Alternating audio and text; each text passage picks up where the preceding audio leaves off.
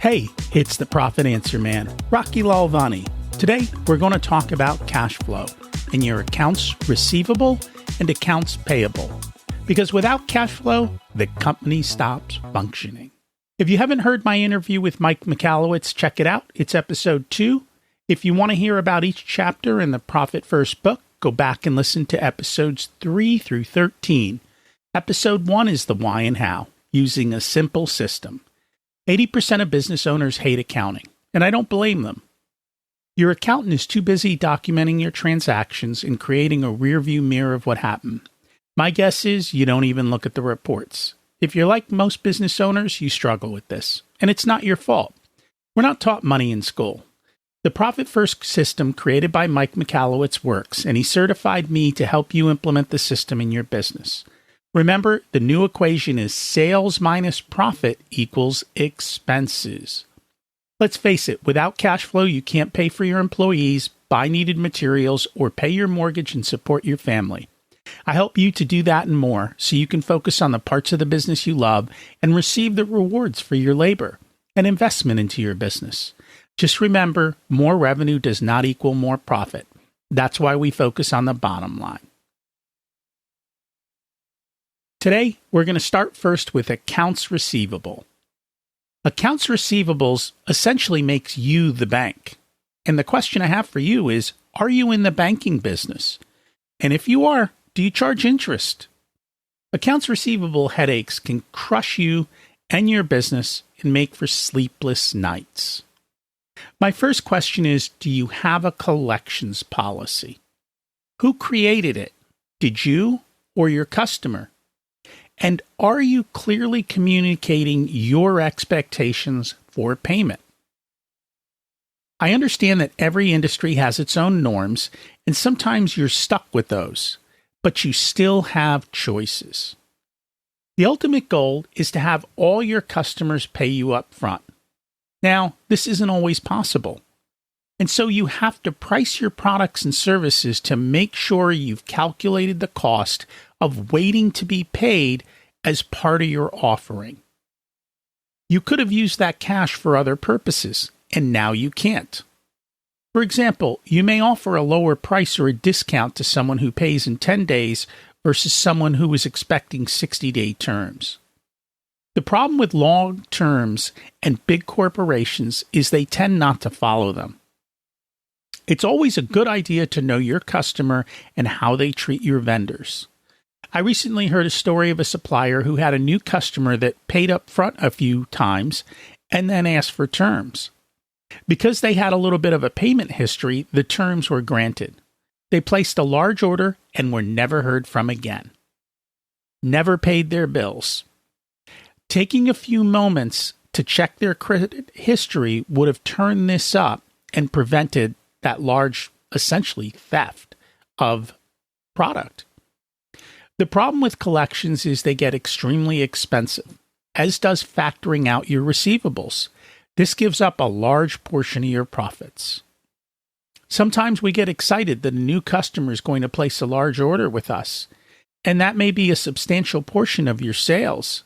But we don't take the time to figure out how we're going to cash flow 180 days worth of outlay. Here's what I mean by this. You first have to order in supplies and pay for those. You need the raw materials to create the product. That's a cash outlay. Now we have to pay our employees and our costs to produce the final product, including all the packaging, and then the shipping to send it to the customer. That process might be 60 days long. Now you bill the customer net 60, and you find out you missed their monthly cutoff, which adds another 30. At this point, you might be 150 to 180 days out. How are you going to cover that outlay and continue to pay for your operations? And are you being compensated for this? Or did you just get excited about a big order and how they were going to possibly make you successful? Some retailers then say, hey, if the product's not sold, they're shipping it back to you, which is creating a further headache. This is why I constantly say the top line is vanity and the bottom line is sanity. Be careful what you wish for. Think through who you want to serve and how you serve them. If you don't have large cash reserves, it makes sense to create a business model that ensures you are paid upfront very quickly. Also, if you're accepting credit cards, you need to add that fee to your costs. I recently had a conversation with a credit card processor who told me many customers don't realize they're actually paying 4 to 8% in credit card fees. It has to do with add-ons and buried extra charges.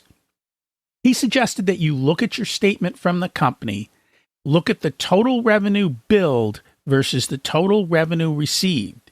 If you're paying more than 3%, you've got a problem. Reach out to me and I'll put you in touch with someone who can help you with this.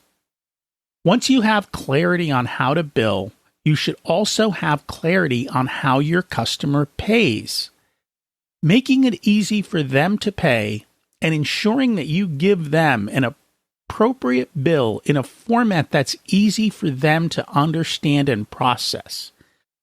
Also, learn how they pay bills. What is their process? What are their needs? Are there certain approvals that need to get done? Or a PO process that needs to be followed? If you're doing repeat business with a large customer, it makes sense to make friends with their accounts payable person. That person usually doesn't get much respect, but they've got tremendous power in how quickly you get paid. Making them your ally is a tremendous benefit. If you have a large bill, it sometimes makes sense to call the customer ahead of the due date to ensure that they are happy with your service, that they received your bill. If they have any questions, it kind of puts you on their radar, and they're more apt to pay you on time. It's also a lot easier to make a courtesy call than a collections call. I know most people don't like to do the collections calls, and that's fine. It's always good to have someone on your team who's designated beside yourself to handle this process, because if you're involved in sales, you really don't want to be involved in collections. It's also a good idea to review your accounts receivable on a regular basis. You're looking for abnormalities in people who normally pay and are now behind, or maybe there was a missed invoice. And I do hope that you're appropriately billing people quickly for your services. I know many business owners hate this part of their day. If that's the case, find someone else to do it for you and try to make it as simple as possible. The faster you get invoices out, the faster you get paid. Some companies are lucky. They get paid up front and they don't have an accounts payable. The problem with this is they spend all the money forgetting they still owe, and then they get behind. You should not be using customer prepayments to fund your other business needs, but rather to pay for the specific service or products you delivered to them. This keeps you off the hamster wheel. Some businesses collect deposits in advance. If this is the case for you, you should put that money in a separate account and not remove it until expenses for that job come due. This ensures you have clarity on your real cash flow and don't get in trouble. One way to get paid faster is, as I said, to offer a discount. But ensure that the discount doesn't eat into your profit margins, which means you may need to offer a higher price up front, and then offer a 2% discount if it's paid quickly versus if it's a 60-day terms. This is part of your negotiations with your customer. I want you to realize a 5% discount for a 30-day prepay is the equivalent of 60% interest over the year. That's 5% times 12. It can significantly cut into your margins. You also have to make sure the customer doesn't take the discount and pay late, because that defeats the entire purpose.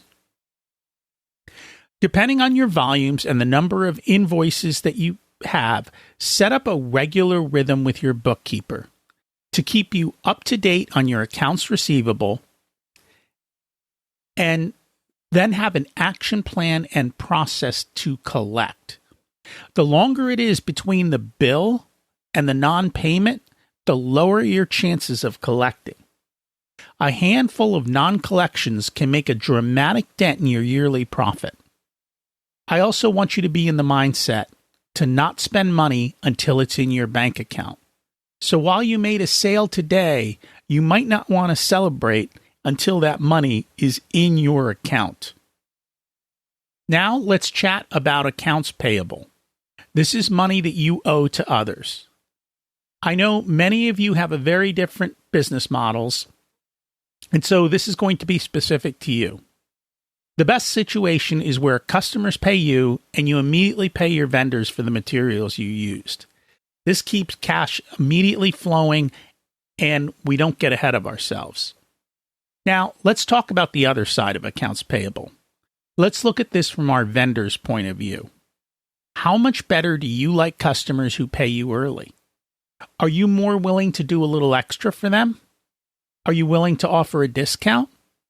Are you willing to give a little bit better service because you know they're reliable and pay you on time or early? Well, then why don't we treat others the way we want to be treated?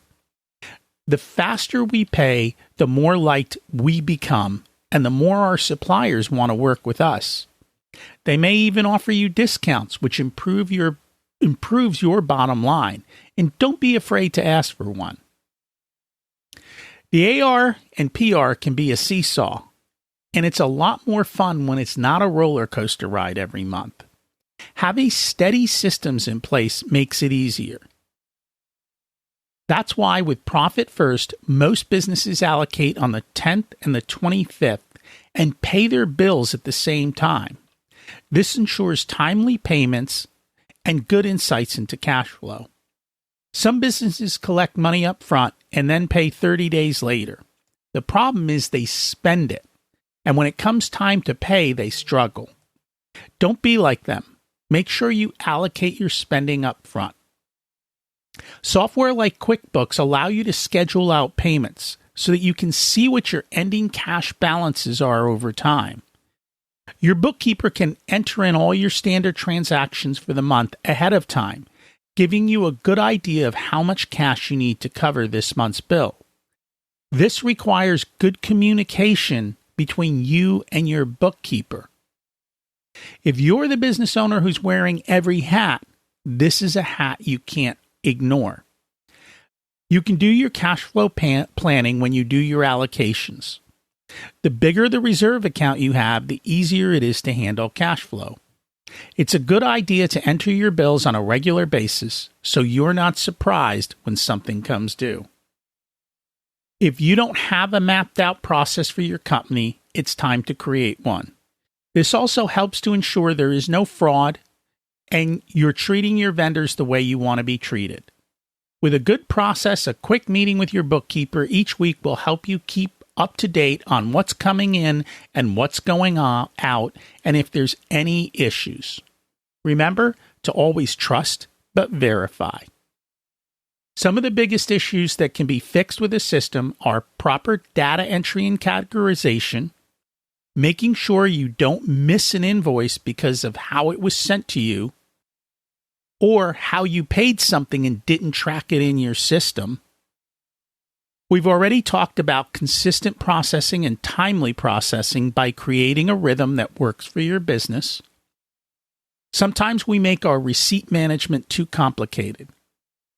If you'll spend a little time working with your accountant on what and how they need information, and then creating a system for document management and providing them the information in a timely fashion, life overall becomes so much easier. The reality is, every part of your business should have documented systems that allow you to take action without thinking. This also allows you to swap out employees as people leave or get promoted. Having the constant conversations around finance with whoever is doing your numbers can help you solve a lot of problems and prevent a lot of frustration. If you have specific questions, please email me. It's rocky@profitanswerman.com. As we close out, let's remember, you don't need more resources, you need to be more resourceful. Let's focus on the bottom line and think our way to a solution versus spending our ways to solutions.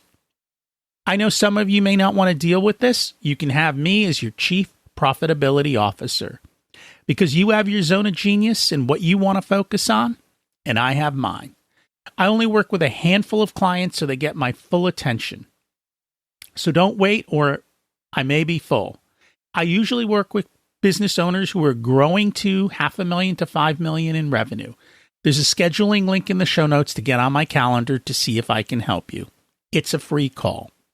If you want to learn about living the life of your dreams, check out my other podcast, Richer Soul. As we close out, let's repeat the mantra. Revenue is vanity, profit is sanity, cash is king. Let's thrive and grow. Have a profitable week.